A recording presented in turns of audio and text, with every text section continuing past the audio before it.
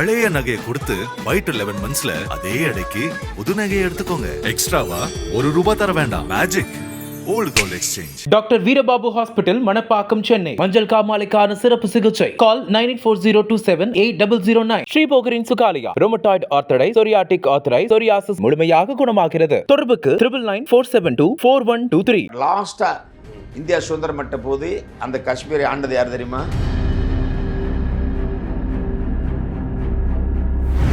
1130 எழுதப்பட்ட புக்கு தான் அதுக்கு எவிடன்ஸ். அந்த புக்கை நீங்கள் மாத்திர கூட அங்கே வாழ்ந்த மண்ணுடைய வரலாறு இன்னும் இருக்குது. உலக வரலாற்றை விட இந்திய வரலாற்றை நம்மளை விட அதிகமாக படித்தது வந்து யூரோப்பியன்ஸ். அவன் தான் எழுதுனது. இன்னமும் நம்ம இந்திய வரலாறு இந்தியர்களுக்கு சரியாக பிடிபடாது, தெரியாது, அதை படிக்க விரும்புறதும் இல்லை. புரியுதா? ஆனால் ஜின்னா வந்து மிக தெளிவாக படித்தாள்னு உலக வரலாற்றின் தரங்கணியும் சமஸ்கிருதத்தில் எழுதப்பட்ட புக்கு தலைகளாக படித்து வச்சிருக்கார். அவருக்கு தெரியாத உலக வரலாறு கிடையாது. நேரு உலக வரலாறு கரைச்சி குடிச்சவர். இந்த காந்தி மொரலஸ் நீட்டில் தான். மகாத்மா காந்தி வந்து இஸ்லாமியர்களும் இந்துக்களும் ஒரே தேசத்தில் ஒன்றா இருக்கணும்னு கடைசி வரைக்கும் ஆசைப்பட்டார். போதுமா? இஸ்லாமியர்கள் அதிகமாக வாழும் பகுதியெல்லாம் பாகிஸ்தானுக்கு சொன்னீங்கன்னா இஸ்லாம் 80-90% வாழக்கூடிய ஜம்மு காஷ்மீர் எங்களை தானே வரணும்னு கேட்டார். இந்த கேள்விக்கு எவனும் கரெக்டான பதில் சொல்லலை. ஆனால் பதில் இருக்குது. இந்திய துணைக்கண்டத்துக்கு நுழையவிடக்கூடாது அப்படின்னு ஒரே கடந்தாங்க 4 தலைமுறை எதிர்த்து 4 பேர் மடிகிறாங்க. எல்லை கோட்டில் இருந்து அழிந்தார்கள். இந்துஸ்தான் சொல்லக்கூடிய இந்தியா சொந்தம் கொண்டாடுது. அப்போ இது யாருக்கு சொந்தம்?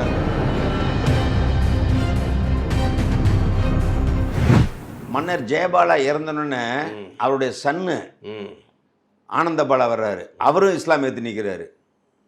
அதுக்கடுத்து திரிசேன பாலா அவர் சன்னு வர்றாரு. அவரும் இஸ்லாம் ஏற்று நிற்கிறாருன்னு கடைசியாக பீமபாலான்னு வர்றாரு. அவரும் 4 தலைமுறையாக ஒரு பிராமண வம்சம் வந்து இஸ்லாம இந்திய துணைக்கண்டத்துக்கு நுழையவிடக்கூடாது அப்படின்னு ஒரே கடந்தாங்க 4 தலைமுறை எதிர்த்து 4 பேர் மடிகிறாங்க. அத்தனை வீழ்த்திட்டு வர்றானுங்க. அதை அடுத்து வீழ்த்துறது முகமது கோரி. கஜினி ஆயிரங்களை அடித்தாருன்னு 1200 முகமது கோரி என்ட்ரி. அப்பயும் இவங்க தடுக்கிறாங்க. ஆனால் என்ன, இதேமாதிரி யூனிட்டியாக சேர்ந்து யாருமே செய்யலை. எல்லை கோட்டில் இருந்து அழிந்தார்கள் பாலா வம்சம். இந்த டயத்தில் பாலா வம்சத்துக்கு பொண்ணு கொடுத்த லோஹரா வம்சத்தை சேர்ந்த சங்கம ராஜாவுடைய வம்சமும் இதுக்கு தடை கொடுத்துட்டு இருக்குன்னு இஸ்லாம் என்றிக்கு. அன்னைக்கு இருந்து காஷ்மீர் இனம் வம்சம் இஸ்லாம் என்றிய கடுமையாக தடுத்துன்றதுக்கு போராடி தன் உயிரை தியாகம் பண்ணுறாங்க. அந்த பிரச்சனை தான் இன்றைக்கி ஓடிட்டு இருக்கு. இந்த காஷ்மீரை தான் இஸ்லாமியர்கள் எங்களுக்கு சொந்தன்றாங்க. ஆமாம், இந்த காஷ்மீரை தான் ஜம்மு காஷ்மீரத்தை இந்துக்கள் ஆகிய இந்துஸ்தான் சொல்லக்கூடிய இந்தியா சொந்தம் கொண்டாடுது. அப்போ இது யாருக்கு சொந்தம் என்பதை நீங்களே புரிந்து கொள்ளுங்கள். அந்த தலைமுறை வரலாறு சொல்லேன்னா பல தலைமுறை மகாபாரத காலத்திலிருந்து அது ராஜதரங்கணி தான் எவிடன்ஸு. 1130 எழுதப்பட்ட புக்கு தான் அதுக்கு எவிடன்ஸு. அந்த புக்கை நீங்கள் மாத்திர கூட அங்கே வாழ்ந்த மண்ணுடைய வரலாறு இன்னும் இருக்குது. இந்து மன்னர்கள் ஆட்சி லாஸ்ட்டாக இந்தியா சுதந்திரம் பெற்ற போது அந்த காஷ்மீரை ஆண்டது யார் தெரியுமா? ராஜா ஹரிசிங். ஹரி அவரும் ஒரு இந்து பிராமண வம்சத்தை சேர்ந்த ஆட்சியாளர். அவர் தான் கடைசி 1947 இந்தியா கூட சேர்றேன்னு சொல்லி சுய சமஸ்தானம். அது தனி சமஸ்தானம், அது சிறப்பான சமஸ்தானம். அது வந்து சேர்ந்ததாக ஆஃப்டர் இண்டிபெண்டன்ஸ் 47 வந்து ராஜா ஹரிசிங் இந்தியா கூட சேர்றாரு. இதை பாகிஸ்தான் ஒத்துக்க மாட்டேங்குது. இங்கே தான் பிரச்சனை. புரியுதா? அவங்க என்ன சொல்கிறாங்க, இஸ்லாமியர்கள் அதிகமாக வாழும் பகுதியான ஜம்மு காஷ்மீர் இஸ்லாமுக்கு பாகிஸ்தான் தான் வரணுன்றாங்க. புரியுதா? அந்த ஸ்டேட்மெண்ட்டு நல்லா இருக்கு. கான்ஃப்ளிக்ட்டு அருமையாக இருக்குது. ஆனால் பரம்பரையாக அது இந்துக்களால் மன்னர்கள் ஆட்சி செய்யப்பட்டு இஸ்லாம் மக்கள் அதிகமாக இருந்தாங்க. அப்போ வாங்க இப்போ அடுத்ததுக்கு போவோம். இப்படிப்பட்ட இந்து சாம்ராஜ்யத்துக்குள்ள இஸ்லாம் எப்படி நுழைஞ்சது நீங்கள் அடுத்து தெரிஞ்சுக்கிறணும். இப்போ முகமது காசிம் காலத்திலேருந்து கஜினி முகமது காலத்திலேருந்து கோரி முகமது காலத்திலேருந்து மன்னர்கள் உயிரை கொடுத்து ஒருத்தர் தீ குளிச்சிட்டான். தோல்வி தாங்காமல் ராஜா ஜெயபாலா அவன் மகன் 3 பேரும் போட்டி போட்டு அழிந்தார்கள். அதற்கு முழு ஆதரவு கொடுத்தது காஷ்மீர் சக்மா ராஜா. அவருக்கு பின்னாடி வந்த ராஜாக்கள் அனைவருமே தங்கள் உறவினர் என்பதனால் முழு சப்போர்ட் பண்ணுறாங்க. காலப்போக்கில் வந்து நல்லா பார்த்தீங்கன்னா ஆப்கானிஸ்தானத்துக்கு சேர்ந்த காந்தாரம் இஸ்லாமியர்கள் கைப்பற்றப்படுது. இதை புரிஞ்சுக்கிறீங்களா? கஜினி கோரிக்கு பிறகு வந்த ஆட்சியாளர்கள் கலிஃபாக்கள், அதை துருக்கி தான். அந்த கலிஃபாக்களுடைய இன்ஃப்ளூன்ஸ்னால தொடர்ந்து படையெடுப்புன்னு இஸ்லாம் இன்வேஷன் சொல்லுவாங்க. இஸ்லாமுடைய படையெடுப்பு, தொடர் படையெடுப்பு. அவங்க வந்து இந்திய துணைக்கண்டத்தில் நுழைஞ்சே ஆகணும் அப்படின்றது ஒரு கொள்கையாகவே எடுத்துக்கிட்டாங்கண்ணே.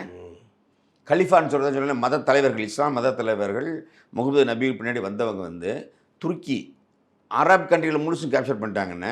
அரப் கண்ட்ரி முழுதும் இஸ்லாம் மாக்கப்பட்டது.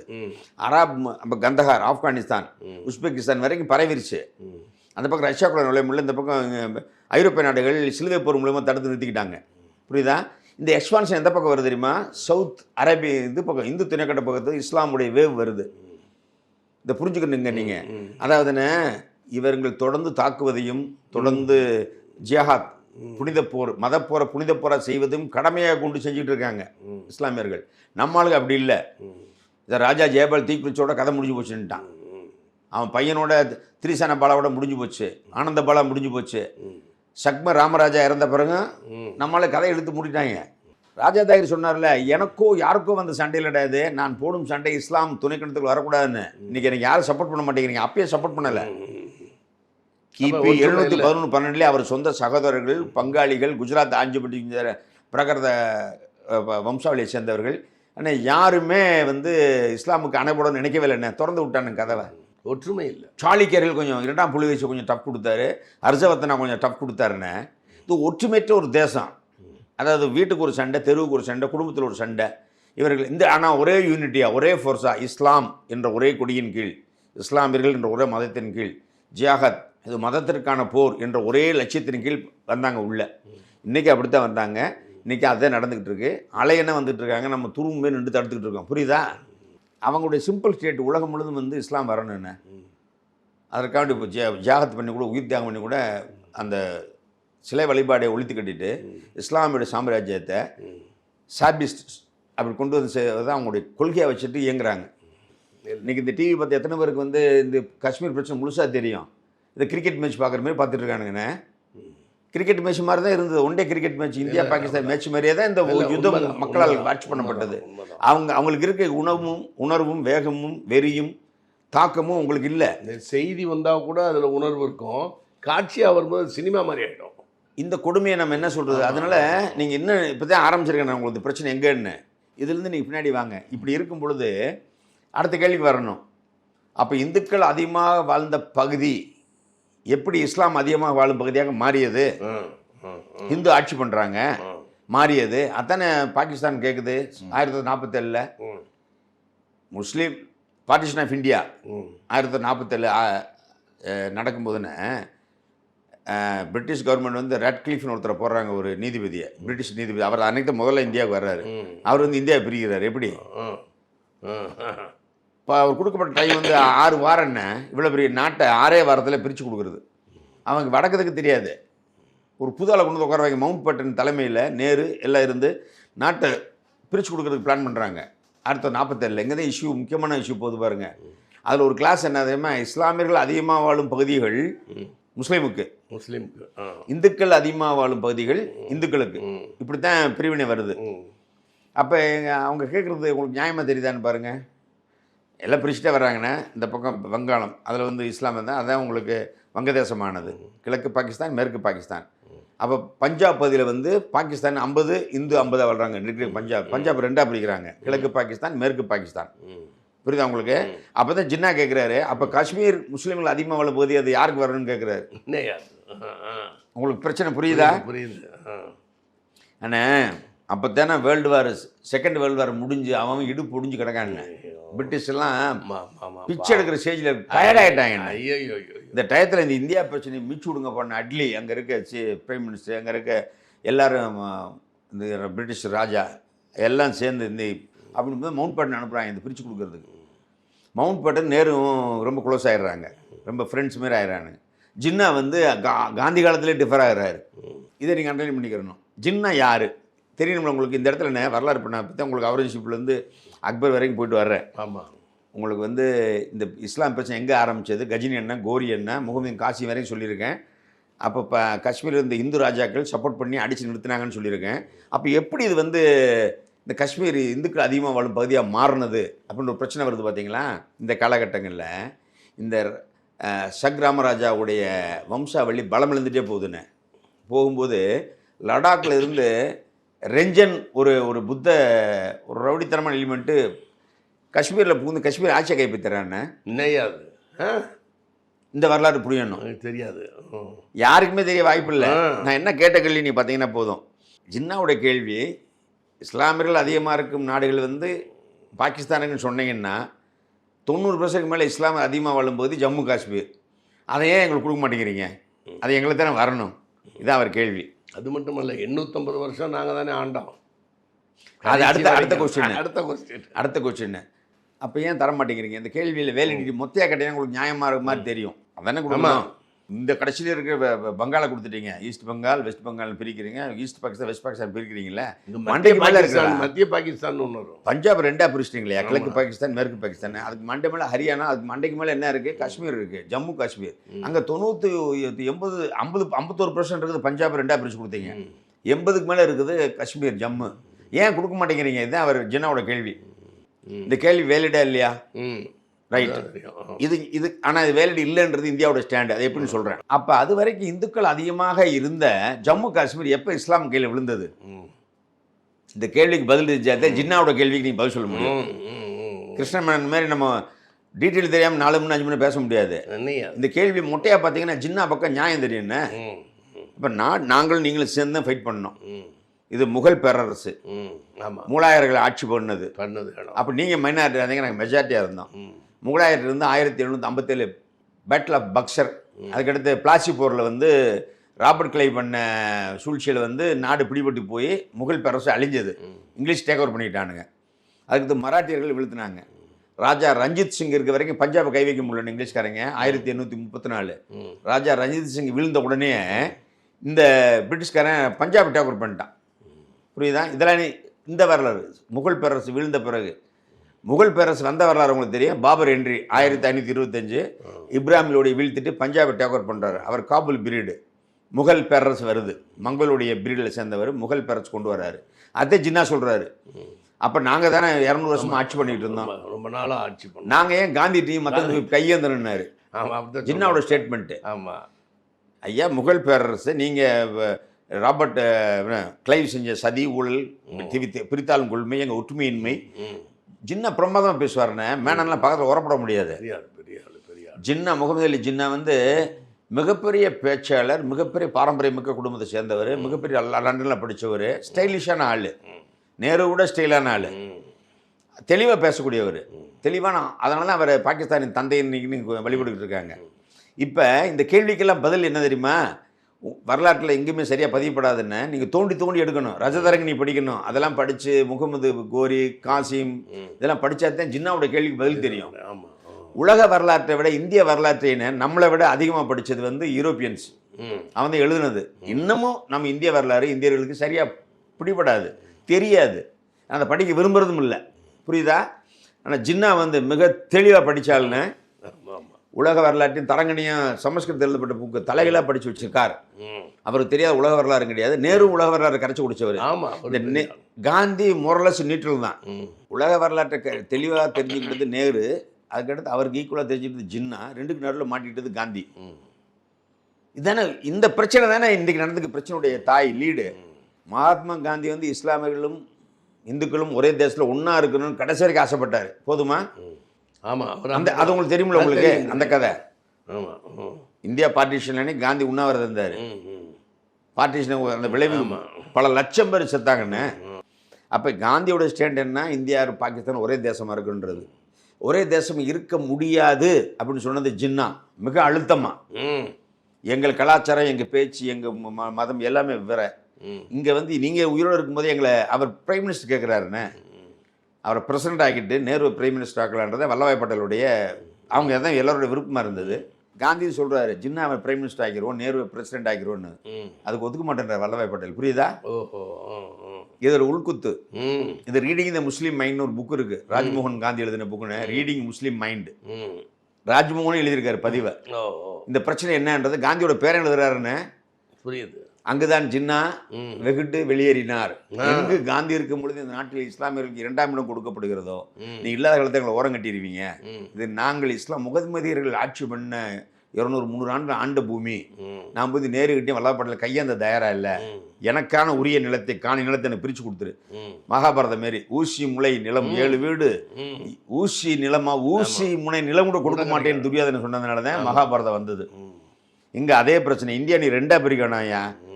இது எங்கள் முஸ்லீம் மக்கள் எங்கே அதிகமாக இருக்கும் அங்கே கொடு. முஸ்லீம் மதமும் உரிமையும் தன் மனம் காக்கப்பட வேண்டும் சொன்னார் ஜின்னா. இதுக்கு சப்போர்ட்டாக இருந்து லியாகத் அலிகான் கேள்விப்பட்டிருக்கீங்களா? லியாகத் அலிகான் தான் அவர் ஜின்னாவுடைய வலதுகை. அவர் தான் first prime minister of Pakistan. இவர் governor general of Pakistan Jinnah. இங்கே தான் பிரச்சனை ஆரம்பிக்குது. இப்போ இந்த இடத்துல என்ன உங்களுக்கு சொன்ன தெரியுமா? இது கேள்வி என்ன, இஸ்லாமியர் அதிகமாக இருக்கும் காஷ்மீர் எனக்கு வேண்டும் கேட்டார் இல்லையா? அப்போ காஷ்மீரில் எப்போ இஸ்லாமியர் அதிகமாக வந்தாங்க அப்படின்றத நான் சொல்ல விரும்புகிறேன். காஷ்மீர் வந்து ஹிந்து ராஜவம்சத்தார், லோகரா வம்சம் என்று சொல்லக்கூடிய ராஜவம்சத்தால், இந்து பிராமண வம்சத்தால் ஆட்சி செய்யப்பட்டது மகாபாரத காலத்திலிருந்து. அப்போ வந்து இந்து சித் பிராமணருடைய பண்டிட்ஜின்னு சொல்லக்கூடிய வம்சம் அதிகம். அவங்க தான் அரசு அமைப்பு ஆட்சியில் இருந்தாங்க. பாகிஸ்தான் இஸ்லாமிய பழங்குடிகளும் விவசாயிகளாக இருந்தாங்க. அப்போ இதை நீ புரிஞ்சுக்கணும். ஆட்சி அதிகாரத்தில் பதவியில் இருந்தது பூரா ஹிந்து பிராமணை சேர்ந்த பண்டிட் சொல்லக்கூடிய காஷ்மீர் பண்டிட்ஸ், அவங்க தான் ஆட்சி அதிகாரங்கள்லாம் கையில் இருந்தது. இஸ்லாமிய மக்கள் பழங்குடி, இந்த நாட்டு பழங்குடி மக்கள், அவங்க ட்ரைபிள்ஸ் வேறு, பெரும்பாலான ட்ரைபிள்ஸ், காஷ்மீரிஸ் ட்ரைபிள்ஸு, பஷ்டூன் ட்ரைபிள்ஸ், ஆப்கான் ட்ரைபிள்ஸ்லாம் உள்ளே இருந்தாங்க. அவங்கெல்லாம் ஏழை எளிய விவசாய வேலை தான் பண்ணிகிட்டு இருந்தாங்க. இதை நீங்கள் புரிஞ்சுக்கணும். இந்த டயத்தில் பாகிஸ்தானுடைய, அப்போ பாகிஸ்தான் இல்லை, அப்போ இஸ்லாம் நான் சொன்னேன் டோரை தட்டிகிட்டு இருக்கு. இந்து மொழி, இந்தியாவுடைய கேட்டு, அதை இந்து குஷ் மலை சிந்து பகுதி வரைக்கும் வந்துட்டாங்கல்ல இஸ்லாம். அப்போ ஆப்கான், காபூல், இந்த பகுதி பூரா வந்து இஸ்லாமை கேப்சர் பண்ணிட்டாங்க. அதனால தான் இன்றைக்கும் பாகிஸ்தானுடைய பாடநூலில் பார்த்தீங்கன்னா, இந்தியாவின் துணைக்கண்டத்தின் வாயிலை திறந்து விட்ட பாடநூல் இருக்குன்னு, முகமதின் காசிமும் அதன் பின்னால் வந்த அந்த வழி வந்த கஜினி கோரி முகமதுவும் இந்த நாட்டின் கடவுள்கள் நிழலுக்கு வச்சுருக்காங்க. இஸ்லாமிய கதவை திறந்து விட்ட கடவுள்கள், தேவ தூதர்கள் பாடத்திட்டத்தில் இருக்குது. நம்ம பாடத்திட்டத்தில் எதாவது வச்சுருக்கோமா? அப்படியே வாங்க. லோகரா வம்சம் தான் காஷ்மீர் ஆட்சி பண்ணிகிட்டு இருக்கு. லோகரா வம்சத்தின் கடைசி 1300கள் என்ன, 1300களில் வந்துலாம் பார்த்தீங்கன்னா டெல்லி யார்கிட்ட இருக்குது? டெல்லி வந்து அப்போ மாலிக் கபூருடைய பாஸ் இருக்கா பாருங்க, அலாவுதீன் கில்ஜியுடைய ஆட்சி டெல்லியில் நடந்துட்டு இருக்கு. கில்ஜி ஆட்சி. அதுக்கடுத்து பின்னாடி தான் 1300 கில்ஜி, 1500 தான் அக்பர் என்ட்ரி, பாபர் என்ட்ரி வரப்போகுது. இப்போ இந்த காலகட்டத்தில் வந்து காஷ்மீர் வந்து இந்திய பகுதியில் பெருமையான இந்துக்கள் தான் வாழ்ந்துட்டு இருக்காங்க. அப்போ எப்படி அங்கே இஸ்லாம் குடியேற்றம் அதிகமானது, எப்படி 81% வந்தது அப்படின்ற வரலாறு நீங்கள் தெரிஞ்சுக்கணும். அதே நம்ம முக்கியமான பாயிண்ட்டு. இந்த பாயிண்ட்டு தான் ஜின்னா கையில் எடுத்து அடித்த பாயிண்ட்டு. இஸ்லாமியர்கள் அதிகமாக வாழும் பகுதியெல்லாம் பாகிஸ்தானுக்கு சொன்னீங்கன்னா, இஸ்லாம் 80-90% வாழக்கூடிய ஜம்மு காஷ்மீர் எங்களை தானே வரணும்னு கேட்டார். இந்த கேள்விக்கு எவனும் கரெக்டான பதில் சொல்லலை, ஆனால் பதில் இருக்குது. இது மவுண்ட் பேட்டன் சொன்னார். அதை நான் பின்னாடி சொல்கிறேன் அந்த கதை. இப்போ வாங்க, அப்போ எப்படி இந்த காஷ்மீர் வந்து இஸ்லாமியர் பெரும்பகுதியான வாழும் பகுதியாக மாறியது, இது 1300 நடக்குது. அந்த கதைக்கு அப்படியே ஃப்ளாஷ் வாங்க, 1300க்கு வாங்க. அப்போ தான் கஜினி 1000ங்களில் போயிட்டு கோரி முகமது 1200ல் பிடிச்சி அடிமை வம்சத்தை டெல்லியில் வச்சுட்டு போகிறாரு. குத்புதீன் ஐபக் டெல்லியை கேப்சர் பண்ணிடுறாரு. யாரு? முகமது பின் காசிம் கோரி முகமது பண்ணவர் என்ன? கோரி முகமதுட்டு அடிமையாக இருந்தவர் தான் டெல்லி ஆட்சி, அடிமை வம்சத்தை ஆட்சி செய்த மன்னர். உங்களுக்கு சொல்லிட்டேன் அவரை பற்றி. இப்போ குத்புதீன் ஐபக் தான் 1202 1210களில் வந்து டெல்லியை வந்து ஃபஸ்ட்டு அடிமை வம்சம், இஸ்லாம் வம்சத்தை நிலைநாட்டியவர் அக்பரும் பாபரும் அல்ல, குத்புதீன் ஐபக். கோரி முகமதினுடைய அடிமை. கோரி முகமது சாகும்போது அலெக்சாண்டர் மாரி தன் தளபதிகளுக்கு நாட்டை கொடுத்துட்டு போயிடுறாரு. அதில் ஒரு தளபதிக்கு அடித்த யோகம் தான் குத்புதீன் ஐபக்குக்கு டெல்லி கிடச்சிது. டெல்லியினுடைய சுல்தான் அடிமை வம்சத்தை ஆட்சியை ஃபவுண்டேஷன் போடுறாரு 1200களில். வாங்க, இப்போ பார்த்தீங்கன்னா காஷ்மீர் பகுதி இந்து ராஜாவுடைய கையில் இருக்குது, ரைட்டுங்களா? அந்த வம்சத்தின் கடைசி மன்னர் வந்து சுகாதேவான்னு ஒருத்தர் ஆட்சி பண்ணுறாரு 1300களில். நல்லா கவனிச்சுங்க. சுகாதேவா ஒரிஜினல் பிராமண ஹிந்து. அவருக்குள்ள ராமச்சந்திரா என்ற ஒரு பிராமண பண்டிட், அவர் தான் அமைச்சராக இருக்கார், அப்பயே பிரதமராக இருக்கார். ராஜா சுகாதேவா கிட்ட கொஞ்சம் வீக்கான ஆளாக இருக்கார். அந்த பாரம்பரியம் குறைஞ்சிட்டே வரும்பொழுது ராமச்சந்திரா தன் மகளை வந்து கோத்ராணி, அந்த அம்மா பெண்ணெல்லாம் வச்சுக்கோங்க, கோத்ராணியை வந்து ராஜாவுக்கு தேவாவுக்கு மேரேஜ் பண்ணி வச்சுட்டு இவர் இன்டைரக்டாக ரூல் பண்ணிட்டு இருக்கார் மாமனார். இந்த டயத்தில் இவங்க கெட்ட நேரம் பாருங்கள், லடாக் ஒட்டின பகுதின்னு, லடாக்லேருந்து ரிஞ்சன் அப்படின்னு சொல்லக்கூடிய ஒரு புத்த மதத்தை சேர்ந்த மிகப்பெரிய ஒரு ரவுடித்தனமான எலிமெண்ட்டுன்னு வாணிபம் பண்ணிக்கிட்டு இருந்த ஒருத்தன் திடீர்னு உள்ளே புகுந்துறான்னா இதுக்குள்ளே காஷ்மீருக்குள்ள காஷ்மீருக்குள் புகுந்து அங்கே குடியேறதுக்கு முதல் ராமச்சந்திரன்ட்ட பெர்மிஷன் வாங்குறான், வியாபாரம் பண்ணுறான், அடிமை வியாபாரம் பண்ணுறான் பாருங்க. ஏறக்குறைய ராபர்ட் கிளைவ் மாதிரியே. ராபர்ட் கிளைவ் தான் ரிஞ்சன் பாவா. சரி, அவன் என்ன பண்ணுறான், அவன் இப்போ பௌத்த மதத்தை சேர்ந்தவன். லடாக்கில் உள்ள நுழைய என்ன பிஸ்னஸ் திரும்ப பண்ணுறான், காஷ்மீரிகளை அடிமையாக பிடிச்சி கொண்டு போய் லடாக்கில் விற்கிறது. ரிஞ்சன் பாபா என்ற மிகப்பெரிய ரவுடி லிமிட் அங்கே அடிதடி பண்ணி பல பேரால் அடித்து விரட்டப்பட்டு லடாக் லடாக் உங்களுக்கு காஷ்மீர் அடுத்த பவுண்ட்ரி. காஷ்மீரில் வரும்போது ராமச்சந்திரா இருக்கார், மகன் ராஜா சுகாதேவா வீக்கான ஆளாக இருக்கார், தன் மகளை கட்டி கொடுத்துட்டு இவர் ஆட்சி பண்ணிட்டு இருக்கார் இன்டெரக்டாக. இந்த வீக்னஸை புரிஞ்சுக்கிட்டு ரிஞ்சன் ராமச்சந்திரா உதவியோட ஒரு செட்டில்மெண்ட் ஆகிறான் காஷ்மீர்லன்னு ஆயிட்டு. காஷ்மீர் பெண்கள் குழந்தைகள் இளைஞர்களை கொண்டு பிடிச்சு கொண்டு அடிமையாக கொண்டு லடாக்கில் விற்கிறது. இதுதான் அவர் தொழில். இதில் பணம் எக்கச்சக்கமான பணத்தை சேர்த்துறான். இந்த பணத்தை வைத்து கொண்டு இதை பயன்படுத்தின ராஜாவை காலி பண்ணிட்டு ஆட்சியை பிடிச்சிடறான் ரிஞ்சன். இதுக்கு ராமச்சந்திரா உதவியாக இருக்கார். ஒரு ஸ்டேஜில் ரிஞ்சன் எங்கள் கைமாறுது பாருங்கள் 1300 சில்லறைகளை. இதே காலகட்டத்தில் தான் மாலிக் கபூர் சவுத்தில் படையெடுத்து வந்துட்டு இருக்கான். பாண்டியன் நாடு தென்னாடு வரைக்கும் அடித்து நொறுக்கிட்டு இருக்கான் பாண்டியன். இங்கே பாண்டிய வம்சம் அழியுது. சுந்தர சோழனும் வீரபாண்டியன் சண்டை போட்டுட்டு இருக்காங்க. இந்த காண்டபர் காலம் பாருங்கள், இதே காலகட்டங்கள் அலாவுதீன் கில்ஜியோடைய காலம். டெல்லியில் அராஜகம் பண்ணிகிட்டு இருக்கான், பணத்தை கொள்ளையடிக்கிறான்னு மாலிக் கபூர் சவுத்தில் கொள்ளையடிச்சிட்டு இருக்கான். இதே காலகட்டத்தில் பரம்பரையமாக ஆட்சி எழுதி கொண்டு இருந்த லோகரா வம்சத்துடைய ஆட்சி முடிவுக்கு வருது. சுகாதேவா கொல்லப்படுகிறார், ரிஞ்சன் ஆட்சியை கைப்பற்றுறாரு. இந்த ரிஞ்சன் ஆட்சியை கைப்பற்றின பிறகு என்ன கூத்து படம் நடக்குதுன்னா, திடீர்னு பௌத்தத்திலேருந்து இந்து தீட்சையை பெற விரும்புகிறான். அங்கே ஏன்னா சித் பிராமின்ஸுடைய கூட்டம் அதிகம், பண்டிட்ஜி அதிகமாக இருக்குது காஷ்மீரில். நம்ம பௌத்தத்தை குப்பை கொட்ட முடியாதுன்னு தெரிஞ்சுக்கிட்ட ரிஞ்சன் தன்னை ஹிந்துவை கன்வெர்ட் பண்ணிக்கிறதுக்கு தீட்சையை வாங்குவாங்க பார்த்தீங்களா, அந்தமாரி சித்தன் பிராமின்ஸ்கிட்ட பண்டிட்ஜியில் வாங்க முயற்சி பண்ணும் பொழுது அவங்க அப்போ பாருங்கள் பிரச்சனை, மத பிரச்சனை எங்கே வருதுன்னு பாருங்க. மோசமான ஆள் பௌத்த சேர்ந்தவங்க உனக்கு தீட்சை தரமாட்டோன்னு ஹிந்தியில் கொடுக்க மாட்டேன்னு தடுத்துறானுங்க. இதனால் வெறுப்படைஞ்சிடறான் அந்த ஆள். வெறுப்படையும் போது இவர்கிட்ட ஒரு மந்திரி இருக்கான், கோத் ராணி. அந்த ராணி தான் சுகாதேவாவுடைய மனைவினை அந்த அம்மாவை ஃபோர்ஸ் பண்ணி மேரேஜ் பண்ணிக்கிறான். ஃபோர்ஸ் பண்ணி விரும்பியோ 2 பேரும் மேரேஜ் பண்ணிக்கிட்டாங்க. கோத் ராணி இந்த ரிஞ்சன் மேரேஜ் பண்ணிக்கிட்டு ஆட்சியை தக்க வச்சுக்கிறாருன்னு. அப்போ இந்த ஷாமீர் அப்படின்ற நல்லா கவனிச்சுக்குங்க. ஷாமீர் ஒரு துருக்கி நாட்டை சேர்ந்த இஸ்லாமியரை பிரதமரை அப்பாயின்ட் பண்ணுறான். துருக்கி உள்ள நுழையுது பாருங்கள், உள்ள நுழையுது. துருக்கியை சேர்ந்த இஸ்லாமியர்கள் அதான் ஹெட் குவார்ட்டர்ஸ். அவங்களுக்கு ஹெட் குவார்ட்டர்ஸ் இஸ்லாமுடைய ஹெட் குவார்ட்டர்ஸாகவும் கலிபாவுடைய பகுதியாக இருந்ததுன்னா துருக்கி தான் பவர்ஃபுல்லான இஸ்லாமியுடைய ரூட்டுன்னு. அங்கேருந்து வரக்கூடிய எல்லாருமே விசுவாசமாக இருப்பானுங்க இஸ்லாமில். அதில் தான் ஷாமீர் வர்றாரு. ஷாமீர் வச்சுக்கோங்க. இந்த ஷாமீர் பிரதம மந்திரியாக இருக்கார். அப்புறம் ரிஞ்சன் இந்து மதத்துக்கு கன்வெர்ட் ஆகும்போது இந்துக்கள் இந்துக்கள் பண்ண தப்பு, மதம் மாற்ற சீக்கிய கொடுக்காம நீ அன்ஃபிட்னு ஒதுக்கி விட்டானுங்க. இதனால் ரிஞ்சன் பெரிய அவமானமாக ஃபீல் பண்ணுறான். அப்போ ஷாமீர் சொல்கிறார், ஏங்க அவங்ககிட்ட இப்போ தூங்கிட்டு இருக்கீங்க, நம்மகிட்ட வாங்க. ஒருத்தர் பாபா ஷான்னு ஒருத்தர் இருக்கார், புல்புல் ஷா அப்படின்னு மிகப்பெரிய சுபி இருக்கார். அந்த சுபியை மீட் பண்ணுங்கன்னா அந்த புல்புல் ஷா சுபியை மீட் பண்ணுறதுக்கு ரிஞ்சனை கூப்பிட்டு போகிறான் ஷாமீர். 2 பேரும் சந்திக்கிறாங்கண்ணே. அவர் ஒரு சுபினா தெரியுமில்ல, மத தத்துவ போதகர். அவருடைய தத்துவத்தையும் புல்புல் ஷாவுடைய தத்துவத்தையும் போதத்தையும் கேட்டு மதிமயங்கிய ரிஞ்சன் ஷாமீருடைய தூண்டுதல் பேரில் இஸ்லாம் கன்வெர்ட் ஆகிறாரு. கதை திருப்பம் அங்கே வருது. சத்ருகன் சின்கா மாரி அவங்க அந்த குரூப்லேருந்து டெலிவரி ஆனவங்க. சத்ருதீன் ஷான் பேரை மாற்றிக்கிறாருன்னு. இங்கிருந்து 1000 ஆண்டுகளாக 5000 மேலே ஆண்டுகளாக ஆழ்ந்து வந்த கோத் வம்சம் அழிக்கப்பட்டு இஸ்லாம் ஒரு லடாக்கை சேர்ந்த ஒருத்தர் ரிஞ்சன் மூலமாக இஸ்லாமுக்கு கன்வெர்ட் ஆகுது 1312. புரியுதா? இப்போ ராஜா ஹிந்து ராஜா எலிமினேட் பண்ணிவிட்டு ஒரு பௌத்தர் இஸ்லாமை மறைக்கணும் சத்ருகன் ஷான்னு பேரில் சீட்டில் உட்காந்துட்டாரு. அவருக்கு பிரதம மந்திரியா ஷாமீர் இருக்கார். புரியுதா? இந்த காலகட்டத்தில் இந்த கோத்ராணிக்கும் இந்த இவருக்கும் நம்ம ரிஞ்சனுக்கு ஒரு குழந்தை பிறகுது. சிறு குழந்தையாக இருக்கும் பொழுது இவர் இறந்துடுறாரு. இந்த ரிஞ்சன் அவர் தன் மனைவியையும் குழந்தையும் ஷாமீர்கிட்ட ஒப்படைக்கிறார், தன் பிரதம மந்திரிட்ட.